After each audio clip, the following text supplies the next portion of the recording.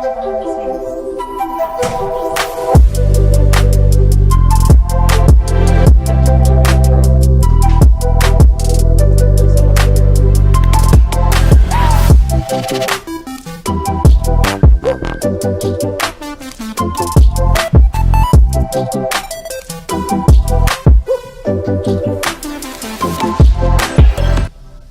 Welcome back to UPress Play, a sports show produced by FAU Student Media. I'm Megan, and with me is Maddox and Morgan, and we are live streaming on OwlTV's YouTube as well as the UPress Sports Instagram.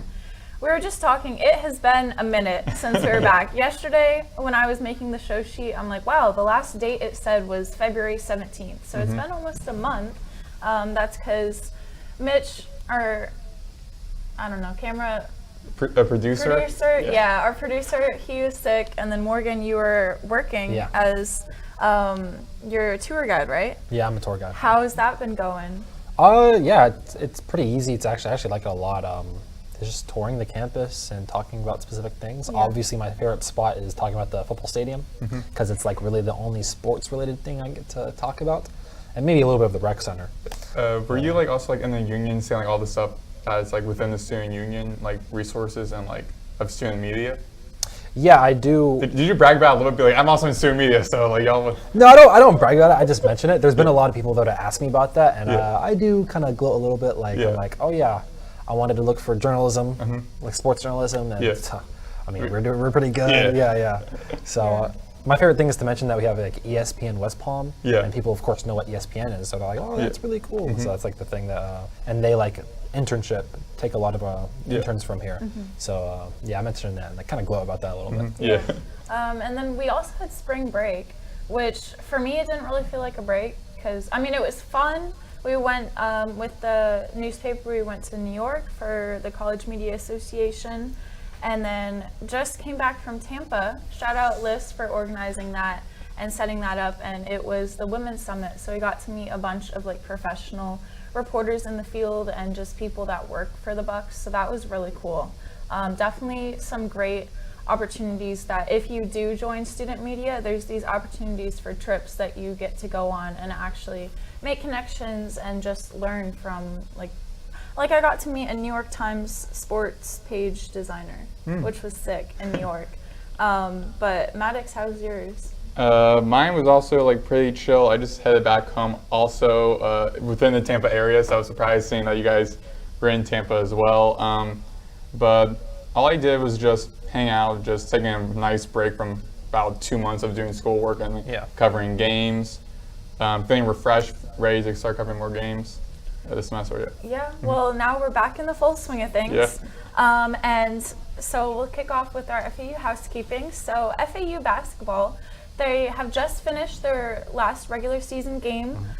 It was senior night last night, and they defeated ECU. The final score was 81-53.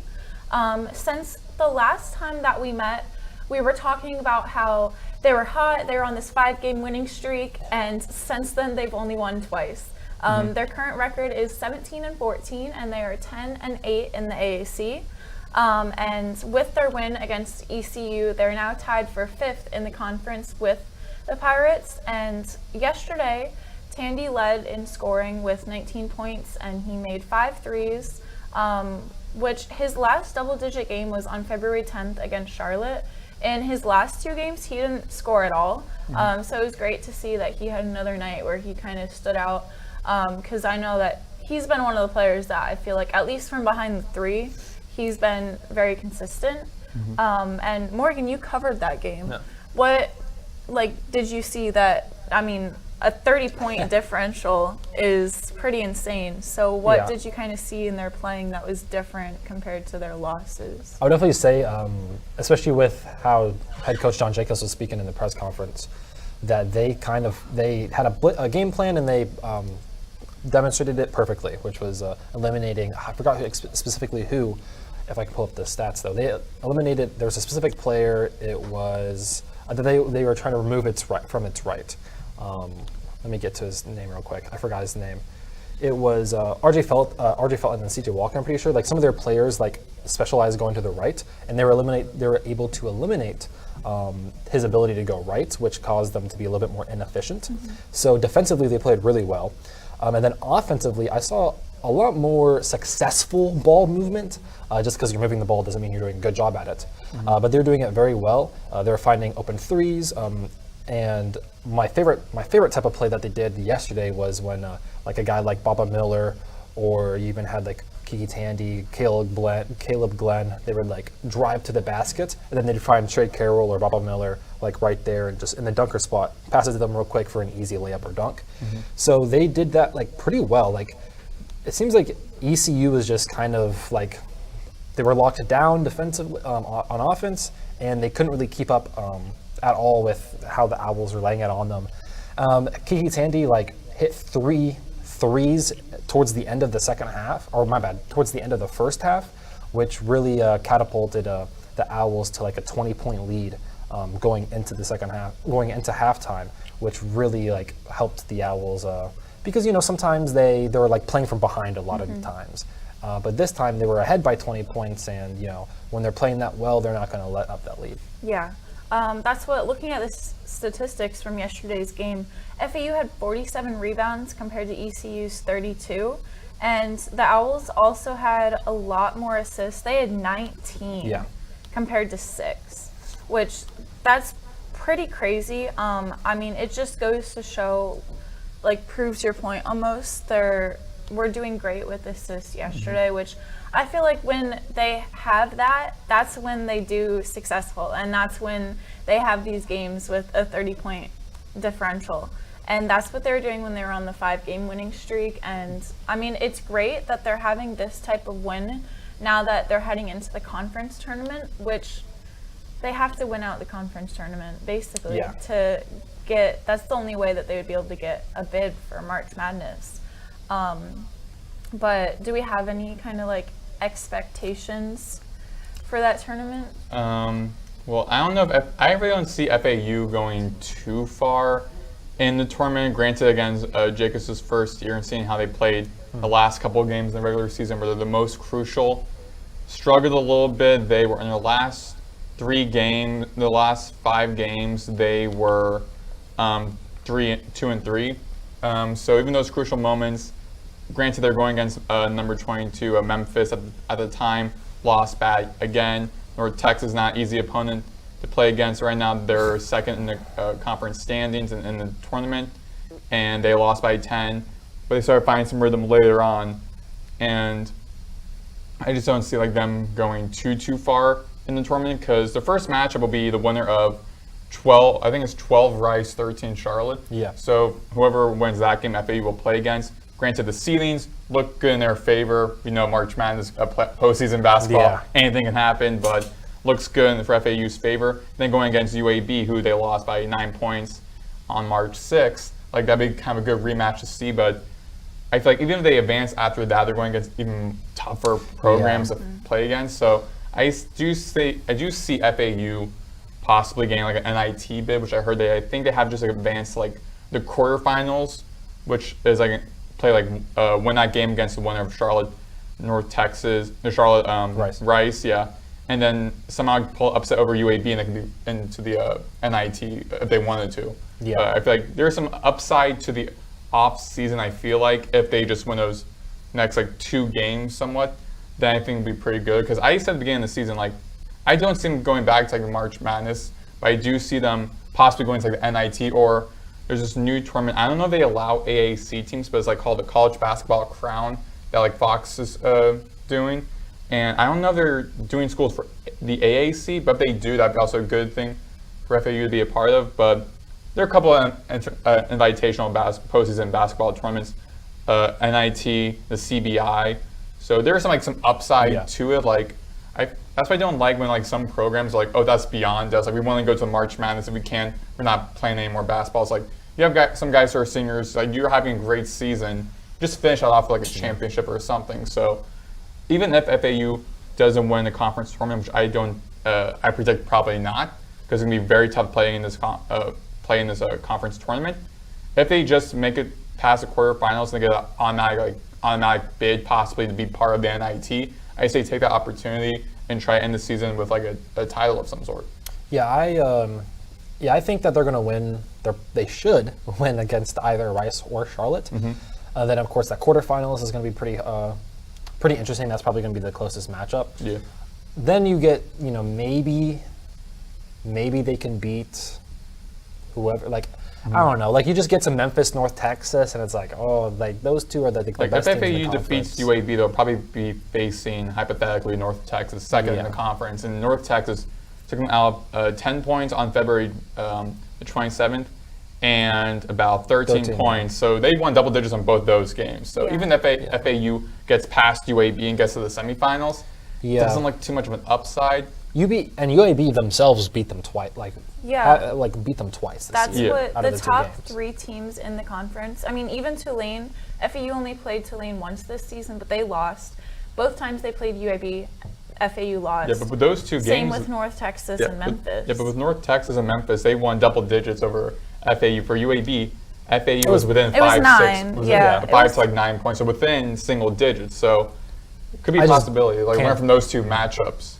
I can't see them beating Memphis though. No, absolutely not. I feel like Memphis is probably going to win the whole tournament.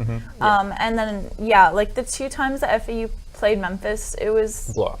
It was embarrassing. Like it was by almost. It was 28 the first time, and then the most recent on February 23rd, it was.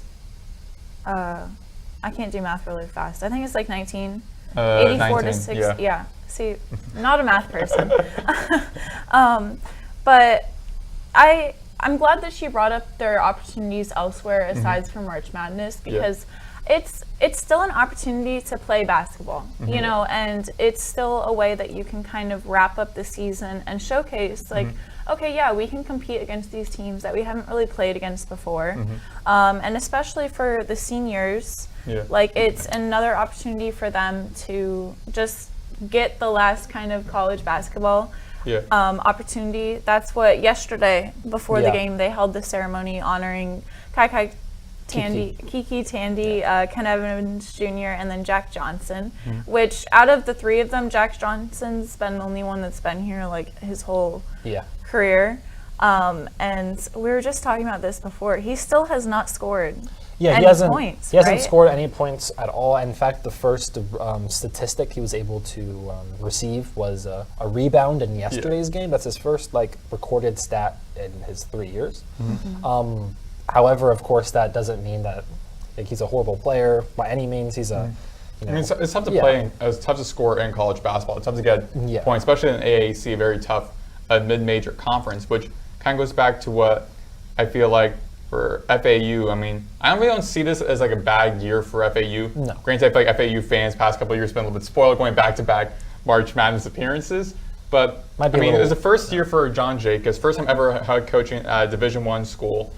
And this is a very tough mid-major conference to play in. Outside of the Power 4 schools, Americans. Of the conferences, the Americans probably like right behind them. Like, it's fifth. Yeah, so like basically the 5th kind of conference. So there's a lot of good schools in this conference as well, and a lot of upsets now and then throughout the conference matchups during the regular season. So there is upside saying like, well, guys, whole new group of guys. A lot of them never really played with each other. A lot of them were the guy in their respective programs, which also pointed out how that could be kind of difficult throughout the season, especially early on. And now later on, everyone's starting to finding their roles. But I do feel like there is like some upside saying that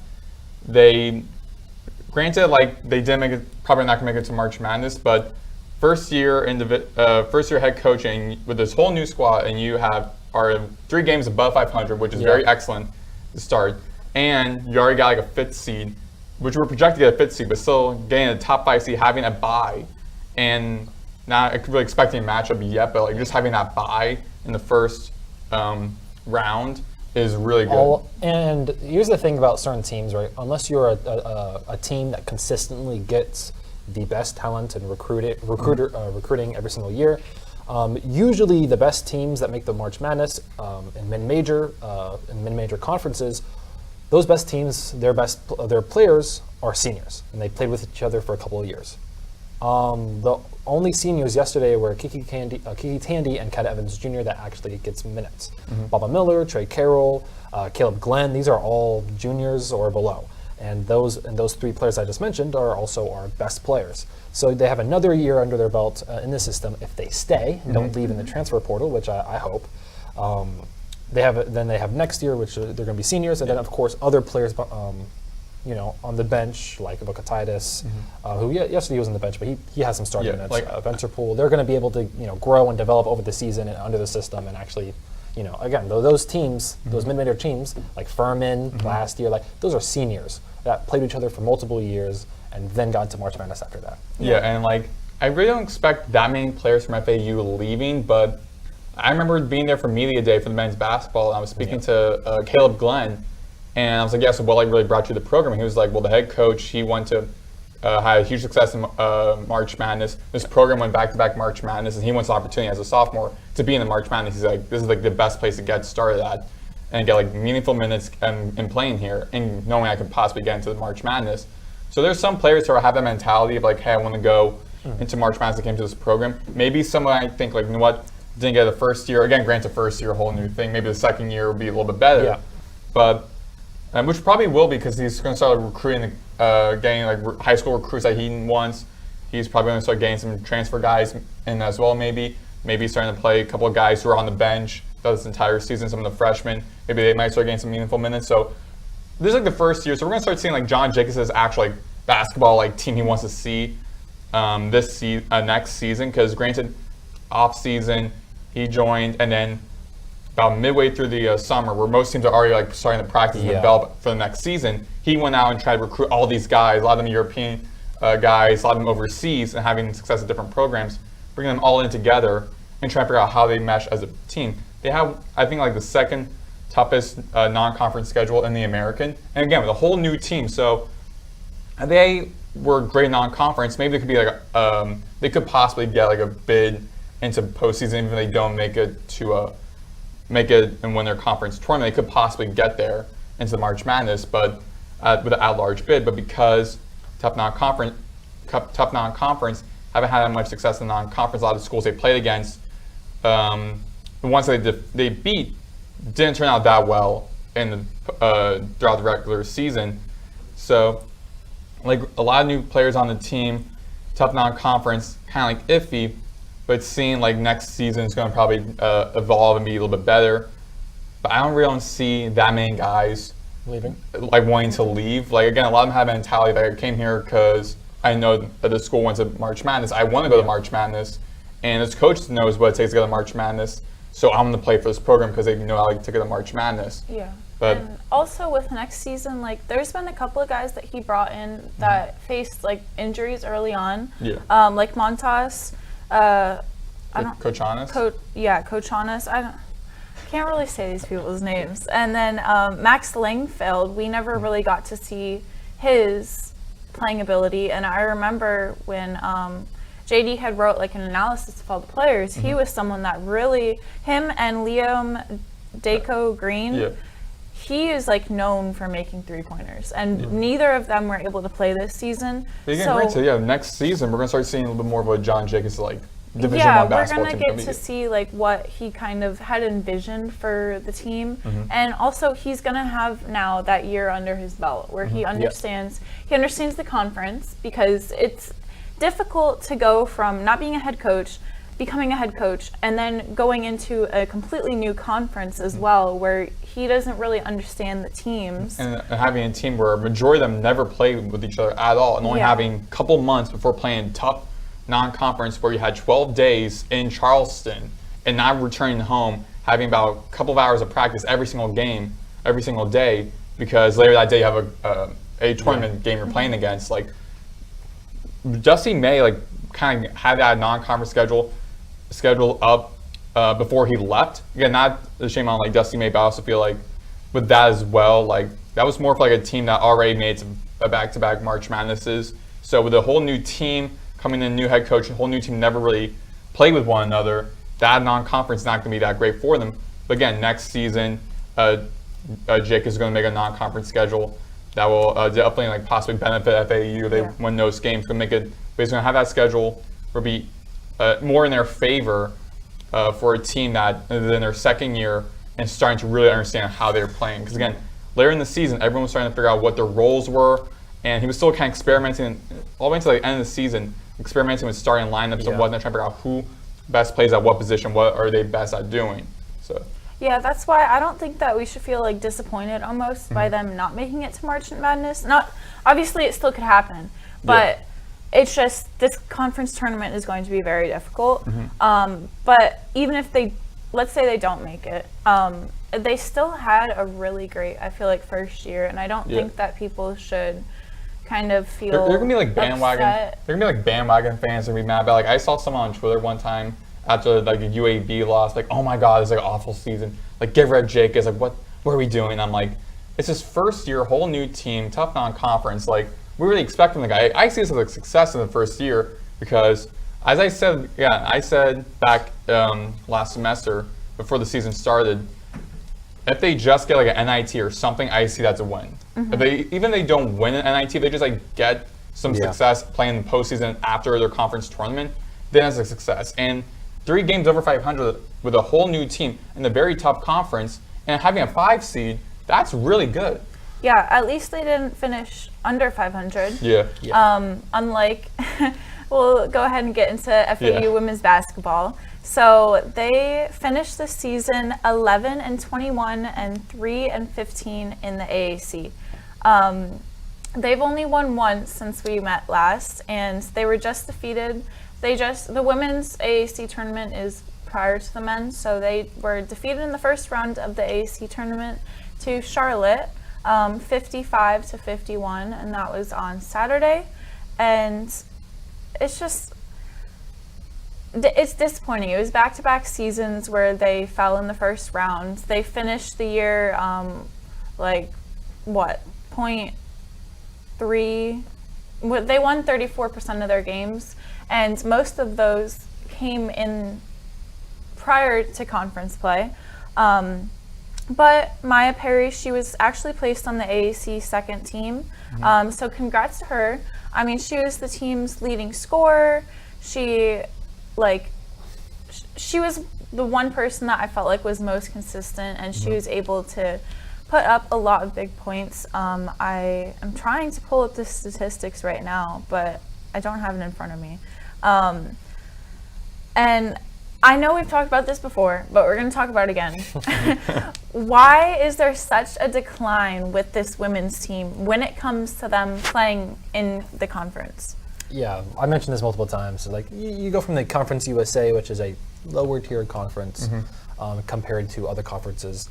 Then you go to the American Athletic Conference, which is the best out of the mid-major like conferences, and like is the 5th best conference in all of basketball. Like we're really like the American Athletic Conference is really teetering on like, oh, they could compete with like Big 12 for basketball, like Big East, things like that, like those conferences. And like when that happens, it could be a stretch of time where you have to adjust and adjust to like the higher competition and higher recruits and things like that. Yeah. I have it now. Maya Perry, she led the team with 15.5 points per game. So that was, she was she's in her second season now with FAU after transferring from Ohio State. So she's a little bit more developed rather than, I know Coach Sullivan, she had brought in 8 new players for this season. So they were not completely under the same circumstances as the men's team. Obviously because Jennifer Sullivan had been here prior, and there still was some women who had been on the team. That played a lot of meaningful minutes. But they still had to kind of get used to some new people. But like one of the new players, Stephanie Ingram, she did incredible this year, and that was one person that Coach Sullivan had really emphasized at the beginning of the season. Like she is a recruit that I think is going to do a lot for us.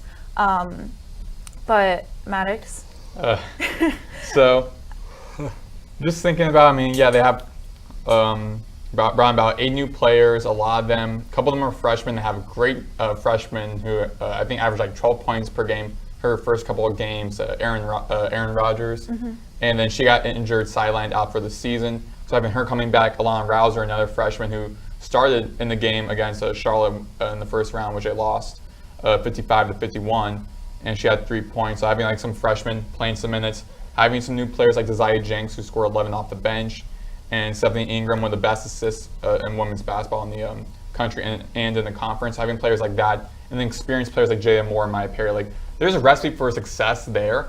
And again, granted, a lot of new players, a lot of them are transfers and whatnot. So still trying to mesh as a unit before the season starts. But I still feel like looking at Sullivan's Sullivan's record, she now has 4 seasons where she's finished way below 500.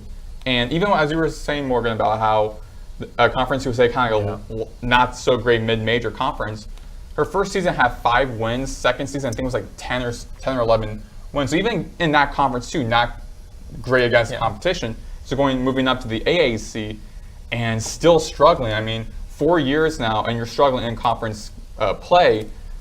That also not just relies on the players, but also kind of relies on you as a head coach, because you're the one scouting the other teams, figuring out which players we should bring in, and then trying to develop them as a unit. Yeah. So again, granted, a lot of good players were injured early in the season that played well, are going to play well next season.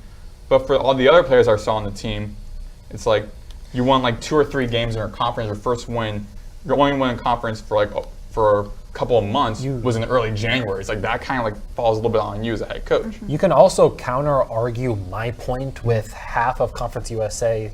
Well, 6 teams from Conference USA went to the American Athletic Conference. So in technicality, like they're used to it as well. Yeah, 5 of your opponents are opponents you already faced regularly for the last decade. Yeah. So the counter argument to my argument is the half of the conference is teams that you already know and have faced before. Yeah, and that was another thing pointing out too, like for last season as well, Dusty May and for FAU for their first season in the American Athletic Conference, they also didn't play too well, but they also had good success. But they again were a little bit struggling because of a new conference. And I got another new head coach coming in, and still having some success.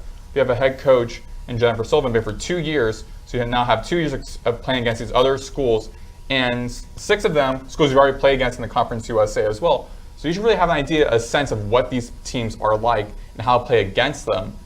And still, now you are about 10 games below 500 and lost in the first rounds. Like, again, kind of falls on you as a head coach of your record, 4 seasons, and 4 of them no winning record whatsoever. Yeah, this was her record. So first year that she was brought in was in 2021.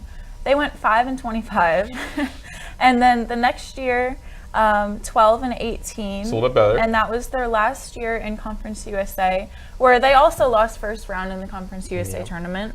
And then last season, 2023 through 24, 11-19. And that was the first year within the American Athletic Conference. That was their first year, and then this season 11-21. So they actually did worse than last season. I can see bring them back for a 3rd year because there was a 7-game improvement.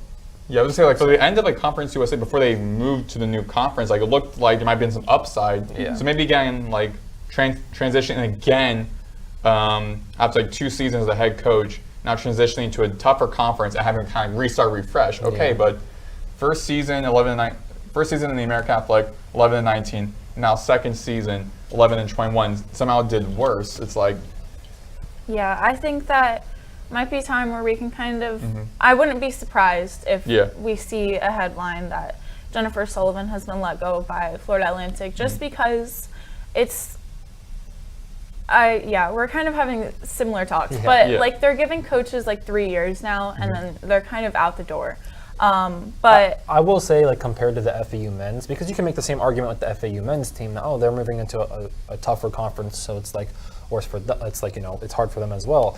But last year, of course, we made March Madness anyways, and we had a very successful year. And this season with a new head coach, whole new roster, and 3 games above 500, your 5th seed for FAU for women's, 2 seasons in the American Athletic Conference, and struggling in conference play, which is very important because majority of your schedule is conference play. So not playing well against them, and then being the final seed, the 13th seed.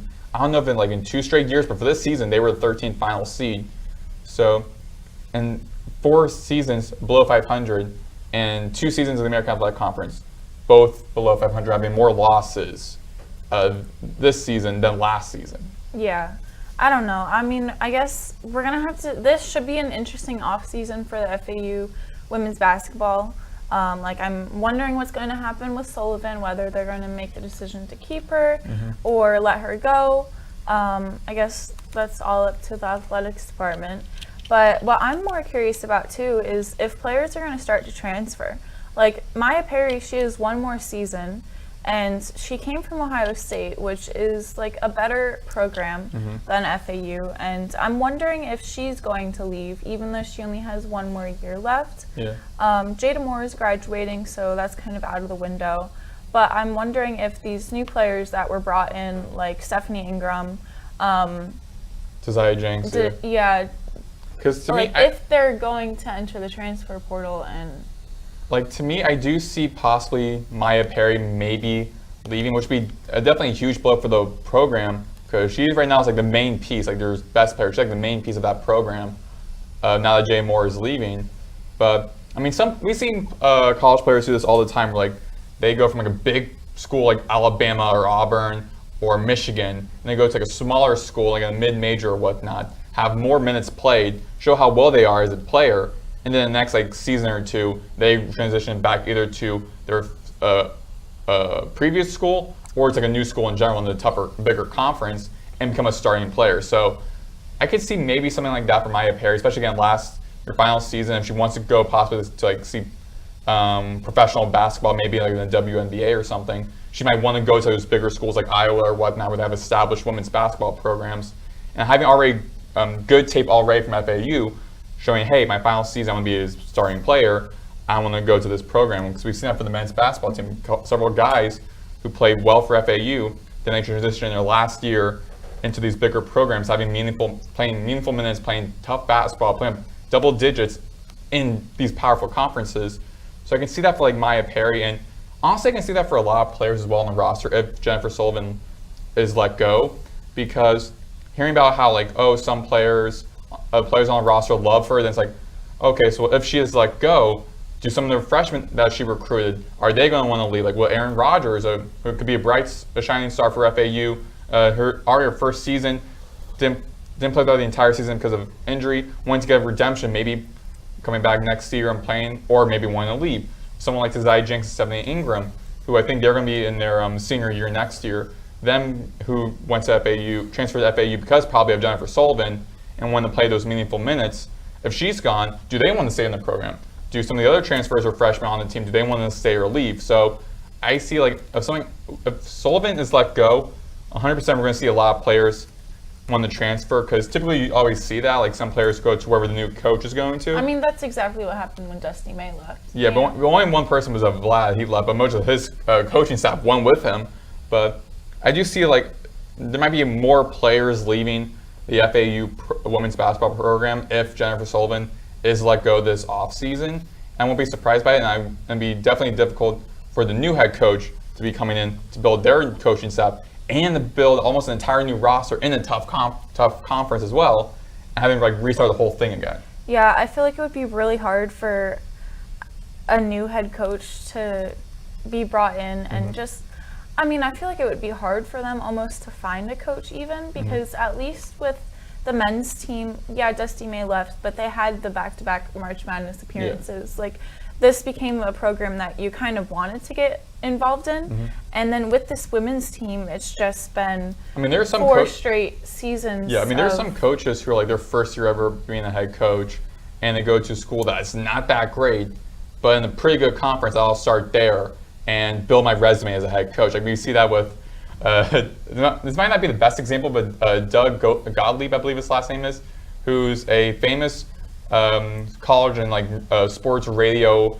host, who now is coaching the Green Bay Phoenix out of, I forgot what conference, the Horizon League. And they are like 2 and something in conference play and 4 overall, only have 4 wins overall this season. So not great, but again, his like, hey, my first time being a head coach of men's basketball, go to like lower school that has faith in me to at least try to build something up, and like for me having a future in professional coaching college basketball. Because Jennifer Sullivan, she never had experience as a head coach, I think her highest one was like an associate head coach, like assistant coach. Yeah. And then her first time ever coaching college basketball was at FAU. So we could see probably some like assistant coaches and whatnot, or like first time ever being a head coach. I'm gonna go to like the program like this. And again, I mean, they can. Brian White could possibly pitch the whole thing like, oh, warm climate near the beach, be a great environment. You could start fresh, build a program to what you wanted to be, playing in a tough conference, which also could be a good sell as well. Be like, the AAC is a tough men's and women's college basketball conference. Play here, and you got to build a program to what you wanted to be, and you got to play against these tough schools like UTSA and Memphis and whatnot. Like that could be a good pitch to be like, hey, like when it comes to FAU for your first time as a head coach, because you got to build a program you want to be. Yeah, because that's what they did for John Jacobs as well. It's definitely easy to kind of pitch FAU because of the location. Yeah. Like you don't have to convince a person like, oh, come up to Iowa where we get like cold weather and it's. You can pitch like the corn, like they have like cornfields. You're gonna probably pitch that. How are you gonna pitch corn? I don't know. I mean, take them to maybe they just love corn. No, take them to like the corn festival or something. If you they find have like someone Iowa caucuses. or like Wisconsin, you can be like, we got some good cheese out here. Yeah. Of course, with those higher states, unless if you're a Division I program. Yeah. Yeah. But if you're a lower tier program, then it's then probably harder, pretty yeah. difficult. Yeah. I mean, it's also like you said, if someone's just trying to get their feet wet and have the opportunity to be a first-time head coach, then these schools or schools in the couple of states that were just mentioned might be appealing to them. Yeah. But we'll go ahead and get off our basketball topic and head into our live read. So if you're a club or student organization wanting to promote an event you're hosting or just want to promote yourself, DM UPress Sports on Instagram with 3 to 4 sentence paragraph and we'll read it live on air. Now, we'll get back into like our FAU softball and baseball segment. So FAU softball team is currently 24-4 and they just started conference play. They're 3-0 in the AAC. They're doing great. Like they're ranked number 24 in the country. They just came off their series against Wichita State, which was their first games in the AAC. And they won all 3 games. It was 5-1, 4-1, and then 5-0. We can go ahead and play the coach's clip. I think I have to be quiet for this. You guys can hear her. Coach got the series win. Talk about the team's performance today. Yeah, I mean, series win against arguably the number 1 team in our conference. And doing it in a dominant fashion. Jaden was phenomenal on the mound. And, I'm really proud of our pitchers. Autumn yesterday, Jaden today, and Ainsley being able to close the door. We don't do that unless our pitchers are on. And we've always said that's going to be the thing that separates us from other teams once we get that piece going. And so for them to step up in a really big way was awesome. We had Bella Ferran, who went 3 for 3 in the lineup. Kylie Chanel came up with the big boom with the double. And just all around clean defense and just a really clean win for us. Okay, and we're back. There's kind of some awkward silence in here. But it's cool that, I don't know, the production element of TV, I don't understand it, but it's very cool that we can just go straight from the camera to that clip. But yeah, it's great that they're doing well again. I know that last season, since they went to regionals, there was kind of this expectation for them to have this type of success again. I haven't been to any of the softball games recently. Have either of you been?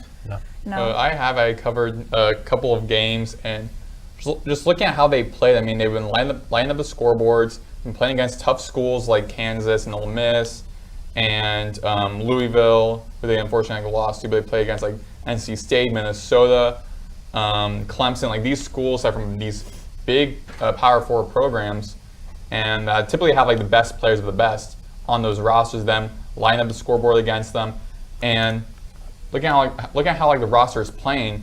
9 players have double digits in hits. About 7 of them have double digit in runs. About 7 of them have about double digits in RBIs.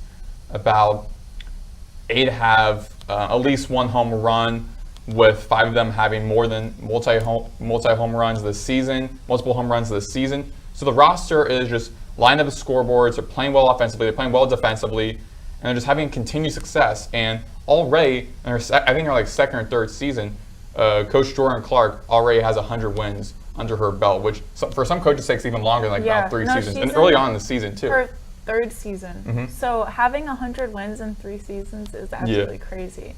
And yeah, like you said, I mean, they're like they're sweeping these teams for the most part when they win. Like their last home game prior to conference play was against Toledo on Wednesday.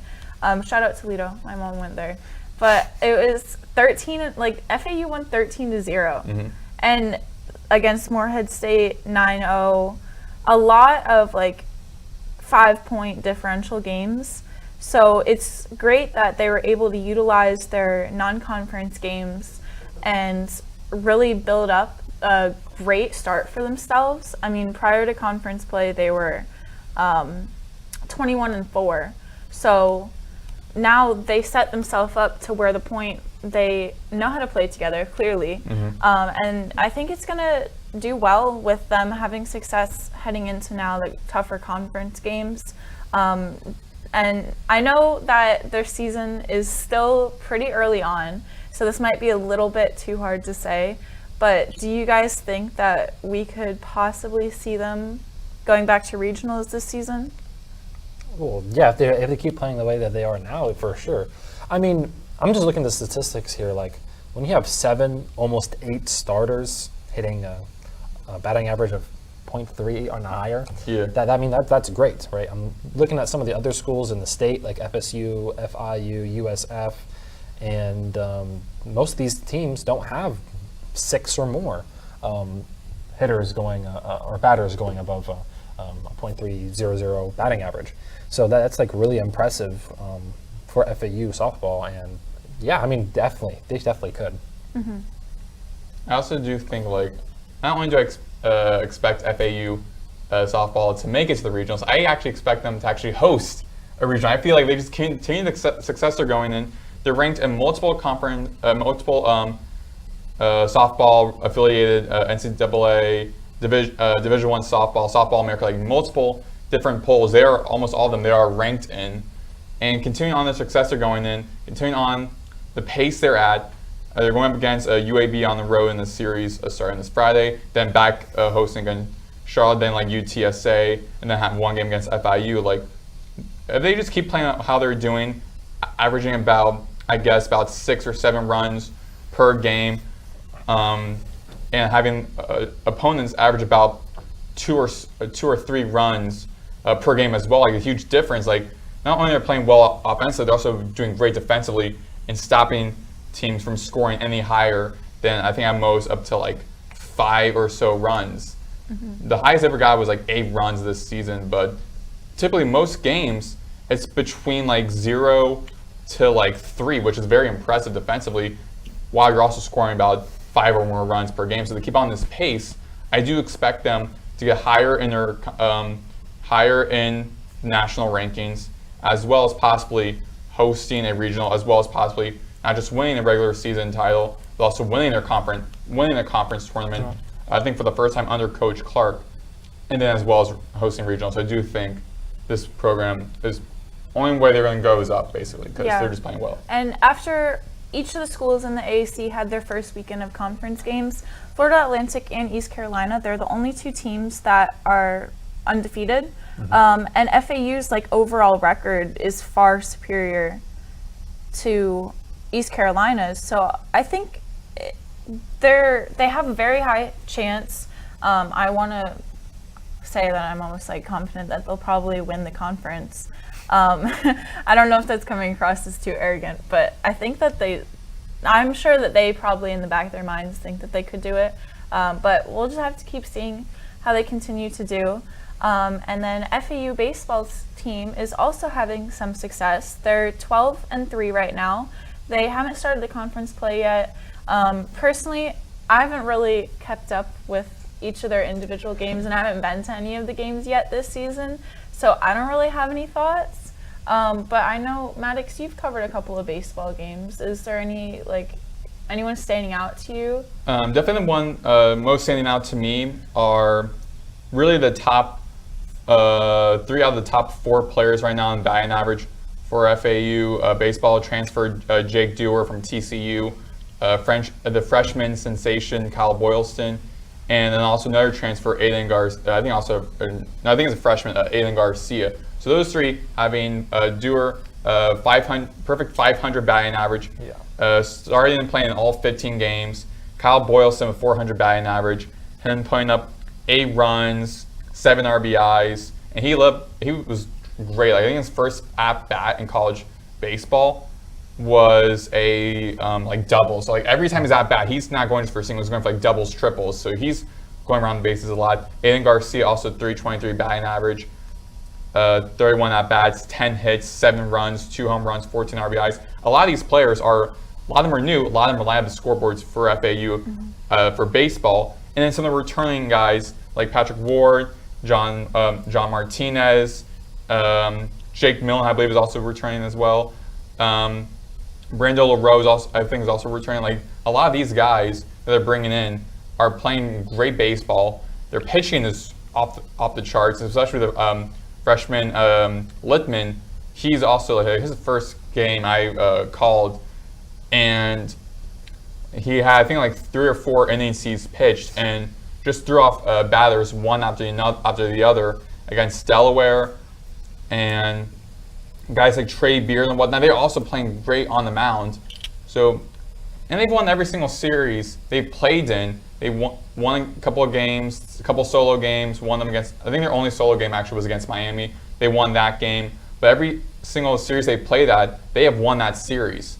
So they lost the first game again to FIU, the previous series, but then the next 2 games in that series, they won those 2 games. So they're playing well as a team, as a unit, 12-3, winning every single series that they played at, and all of them are playing great. So obviously, for the short-term answer, have a lot of success.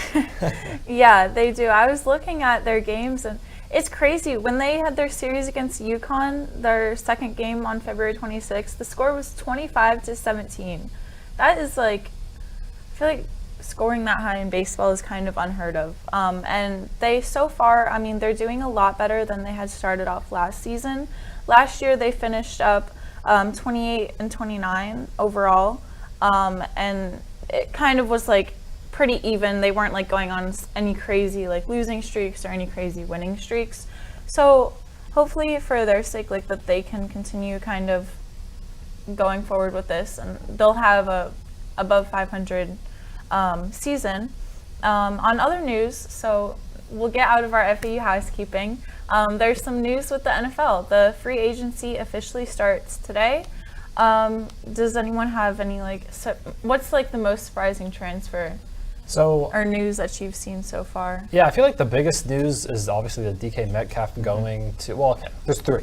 DK Metcalf going to the Steelers, obviously pairing up with George Pickens. Of course, we don't know who the quarterback is as of right now, but that's pretty big. Devontae Adams going to the Rams. Yeah. I think that's huge. I know Cooper Kupp has been getting shopped around, but Devontae Adams being the receiver 1 for Matthew Stafford. They still got Kyron Williams, a very young but kind of successful defense. They just need to develop that a little bit more and add maybe a couple more people. Like, this team is trying to milk everything they can out of Matthew Stafford in this current roster that they have. So that's very interesting too. But then you also have Myles Garrett, $40 million per year contract, highest paid non-quarterback contract ever. And especially over the past month with like how Myles Garrett and the Browns have been talking, like it kind of seemed like it was a done deal with Myles Garrett. Yeah. And like he was leaving. But then signs that contract, which is kind of crazy. Deserved, but a little crazy. And I think, yeah, I mean, there's been a lot of re-signings. Like I know just now Chris Godwin's going back to Tampa Bay. Javon Kinlaw's going to Washington. And like all this kind of like free agency has been really interesting this year, and yeah, I mean, it's been really crazy. I wonder how DK and Devontae Adams are going to do with their new teams. The receiving market's been kind of the most interesting so far. So yeah, I mean, that'll be very interesting to see how far they can upgrade those offenses for those 2 teams. Yeah, I think also like the free agency for wide receiver is great for any teams that need a wide receiver, especially for the Patriots. I mean, they struggling with receivers, a lot of young receivers, a lot of inexperienced. Receiving has been great for them. A couple other teams too. So having guys in the free agency right now like Tyler Lockett, Chris Godwin, I think already just moved. He was like a big name in the market. Like having guys like that in free agency, the free agency pool will be good for teams. And it'd be very interesting to see who goes where. I mean, of course, DK Metcalf no one really knew he was going to get. No one really expected him to get traded, and him going to Pittsburgh, I found so funny because he said he wanted to go to like a warm climate and a winning team, and has a stable quarterback situation. And Pittsburgh does not have all three of those, so I found that was funny. There could be questions raised like, oh, would Russell Wilson, who's currently on the Steelers roster right now, and him being part of Seattle with DK, if he might stay or whatnot. We'll see where some quarterbacks are going to go, because maybe Justin Fields might say he might leave. We'll see how things transition. But of course, I mean, like Devontae Adams, him going to LA is big. That also probably means that Aaron Rodgers is not going to be joining him at LA. So that experiment's officially done. But that threw me for a loop as well. Like Devontae going. Yeah, to that's like who LA. I'm kind of like waiting to see. I'm really curious where Aaron Rodgers is going to end up. He's going to go to like Minnesota. He's going to repeat like Brett Favre. That's what I was going to repeat Brett Favre. He's going to go to Minnesota. And maybe develop JJ McCarthy a little bit. But actually, there is news on Aaron Rodgers, not a signing. Yeah, but, it says that. Yeah, I was about to say, yeah. As of Sunday, according to Jordan Rand, the Giants are waiting on Aaron Rodgers per different sources, but he wants to assess like all of his options, and he's also apparently expected to talk with the Seahawks and the Steelers. Specifically, Gary Dulac of the Pittsburgh Post-Gazette says that he's close to signing a deal with the Steelers. Oh. Specifically. It's not set in stone yet, but if that does happen, pairing him with DK Metcalf and Pickens, of course, it's pretty big. That's a pretty interesting offense. Plus, the AFC North is a very tough conference. Yeah, it a is. tough division as well to play in. But I mean, as you were saying about Aaron Rodgers possibly going to Pittsburgh, like I really don't see him going to New York. I mean, a lot of people were thinking maybe he goes to the Giants because he already has a place in New Jersey, which is like where the Jets and Giants both play. They both play in East Rutherford, New Jersey, just across the river or something of where New York City is. So the New Jersey Giants and Jets. Yeah, because of him having wait, did I say New Jersey? You said New York. Okay, I'm just saying, like they play in New Jersey. Yeah, but like him having residency in New Jersey, people were thinking, oh, maybe he might just play for the Giants and still play in the same stadium. I was like, I don't think so. I could also see him probably maybe going to Minnesota, kind of repeating what Brett Favre did, but also because the Vikings got JJ McCarthy because they see him as like a future. So Sam Darnold's played great last season. That also probably means he's going to be picked up elsewhere. So I think the Vikings might think, okay, well, if he's going to be gone, we don't know how well McCarthy might play his first season as a starter. Let's maybe just bring someone like Aaron Rodgers, who knows that division well, can help us get a couple of wins, as well as to further develop this young quarterback we have for next year or 2 years before we start JJ McCarthy, and he finally knows what he's going to do. I think a very interesting thing, and also why I would be personally surprised if the Seahawks do get Rodgers, because it seems like with trading away Geno Smith to the Raiders to Pete Carroll, there's like no receivers for the other than Jackson Smith and Jigba. Other than him, really no one offensively. But it seems like the Seahawks are kind of going in a younger direction, kind of like you know, like they're getting fresher faces. Yeah, exactly. It's time to go to a new era in Seattle. Mm-hmm. So that's why I'd be a little surprised if they get Rodgers, because they got rid of DK Metcalf, who's like in his prime right now. And of course, Smith. I think also this NFL draft quarterback class, it's not that great. So I think you want to get there are good NFL pro already quarterbacks: Justin Fields, Sam Darnold, Russell Wilson right now, Aaron Rodgers. You got these great quarterbacks who had great seasons, great last season, and just a great career overall. Where do you want to risk getting someone who's like a young guy and a not so strong quarterback class this year and rely on him? Or if you're like Seattle, who really has like no one in their quarterback room right now, do you want to get someone like either Aaron Rodgers or try to bring back Russell Wilson, or get someone like Fields or Darnold, bring them to your quarterback room and kind of rebuild your team around that? Yeah. I'm just wondering, when is he finally going to retire? I mean, man, he's got 1 or 2 years left. Yeah, it's always like he has been in the league since I was born in 2004. You were born 04 too, right? Yeah. We're all 04 babies. Yeah. Oh yeah, you are too. Yeah, like he's been in the league for basically our whole lifetime, which is crazy. And then he battled with that injury back in 2023, which is when I thought that he was going to leave. Yeah. But I don't know. It's all, the free agency is kind of just like a game. He got drafted in 2005. Yeah. That's crazy. Yeah. That's crazy, actually. I don't know. It must just be like, imagine how difficult it is for all of these recruiters for the teams, because they have to consider what you're talking about. How the incoming classes for their specific positions, what people are available. It's just, must be so much to kind of wrap your head around. I feel like Cam Ward and possibly Shadur Sanders, depending on like what team he goes to and how well they develop him, arguably like the strongest in the class right now. Everyone else is not looking too good. Maybe Jackson Dart? Yeah, I was thinking maybe Jackson Dart, but other than that, I mean, the entire quarterback class, you have like 3 out of like the 10 or so players. None of them really are. Of those 10, about 3 of them look possibly NFL ready. I guess like, Quinn Ewers also has a chance too. I know he was dealing with injury the last 2 years, and he's been like, I know Quinn Ewers is a little hyped up as well. Yeah. But with free agency, man, like we're getting some new. Most of free agency right now has been re-signings. Yeah. I've already mentioned Chris Godwin, which was a big surprise. Well, Ronnie Stanley was actually took back to the Ravens. A lot of teams, like the Patriots and the Chiefs, were waiting on Ronnie Stanley's decision, and he decided to come back to Baltimore. Yeah. So there's just a lot of re-signings right now. I think like with Harold Landry, a linebacker from Tennessee, going to New England, I thought it was very big, especially for like 3 years, about like I think $45 million, because last season, I think like last off season or early last season, the Patriots let go of Matt Judon, who's like arguably their best player on their defense, which their defense, besides their secondary, is not that great. The front four, front five for the Patriots defensive line is just, the defensive front is just not that great. So bringing someone experienced like Harold Landry for 3 years, replacing Matthew Judon, I see a lot of upside there. But of course, I'm going to like look into some free agency stuff as well as like who we're going to have in the draft. But I don't know.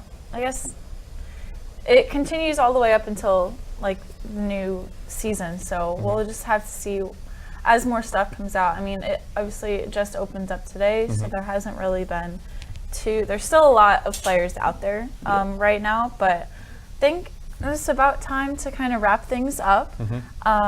So where can they find you guys? They can find me on Instagram at MaddoxBlade04 and on Twitter at Maddox Greenberg. And you can find me on Instagram at Megan_Bruinsma and Twitter Megan Bruinsma. You can find me on MJ_Larkins on both Twitter and Instagram. Okay, well that's it. See you all next Monday. Peace. Peace. Good job.